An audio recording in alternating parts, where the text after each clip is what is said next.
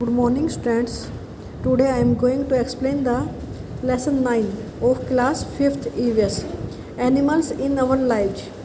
हमने अभी तक वन सिंगल पेज पढ़ा था बेटा कि एनिमल्स हमारे लिए क्यों इम्पोर्टेंस हैं, उनकी क्या इम्पोर्टेंस हमारे जीवन में। वो हमें बहुत सारी चीज़ें देते हैं, क्लोथ्स, फूड, अंडे, मांस, ये जो हमने सब पढ़ा था उसके बारे में तुमने पढ़ लिया होगा।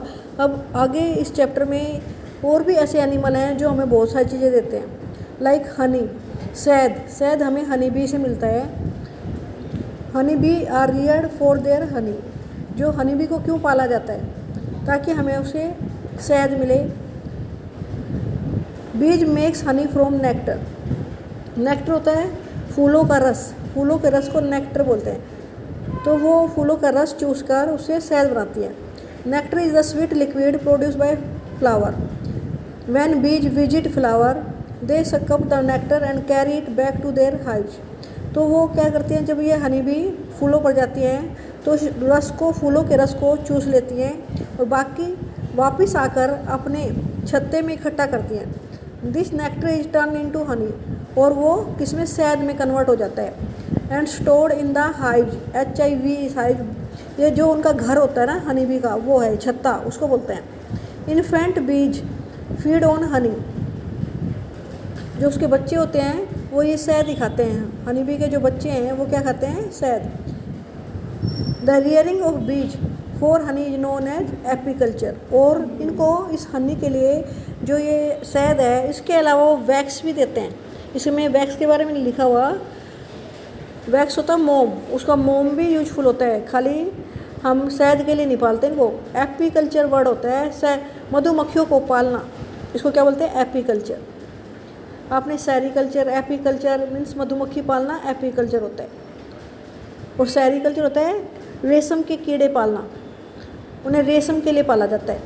Food from aquatic animals.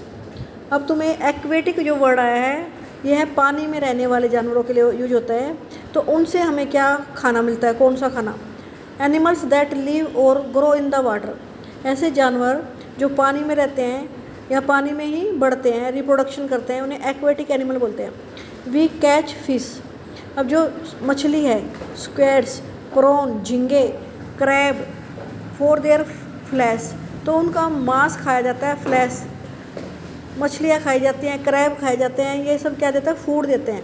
Some fish like cod and halibut are caught for their oil.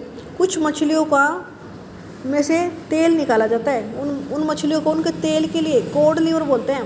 तो जो एक कोड मछली है उसका ऑयल फेमस है, वो पिया जाता है या खाया जाता है दवाइयों के रूप में, तो उसे कोड लीवर बोलते हैं।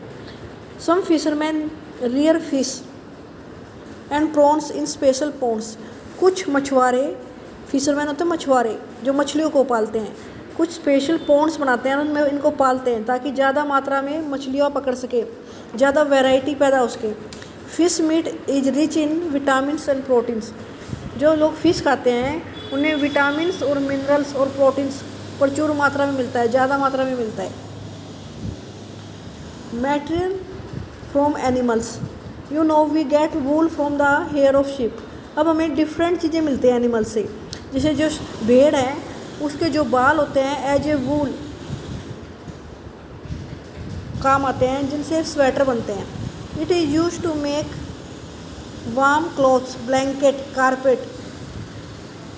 ब्लैंकेट बनाना है, कारपेट बनाना है, तो ओढ़ने के लिए जो मोटे गर्म चादर होते हैं वो बनाने हैं, पैर पोंछने के लिए कारपेट बनाने हैं। ये सारे किसके बने होते हैं, वूल के बने होते हैं, ऊन के। ऊन किससे मिलती है, शीप से। तो ये भेड़ें हमारे लिए ज़रूरी है ना। We make leather from the skin of cow. जो कोई गाय हैं, गाय भैंस ये जब मर जाती हैं तो इनकी स्किन उतार ली जाती है।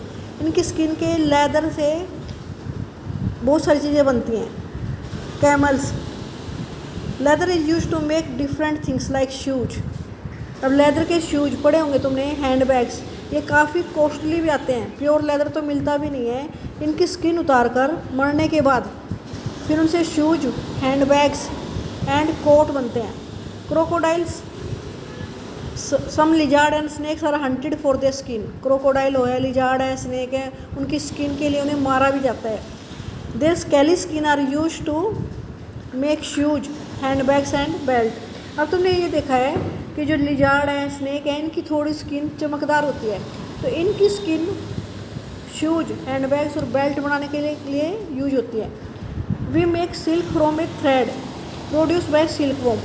जो सिल्क का कीड़ा होता है वो एक धागा छोड़ता है, उस धागे से रेशम की साड़ियाँ, रेशम के कपड़े बनते हैं। Silk worm is a caterpillar, और सिल्क वॉर्म का दूसरा नाम है caterpillar, which spins the silk thread, और ये सिल्क का धागा बुनता है।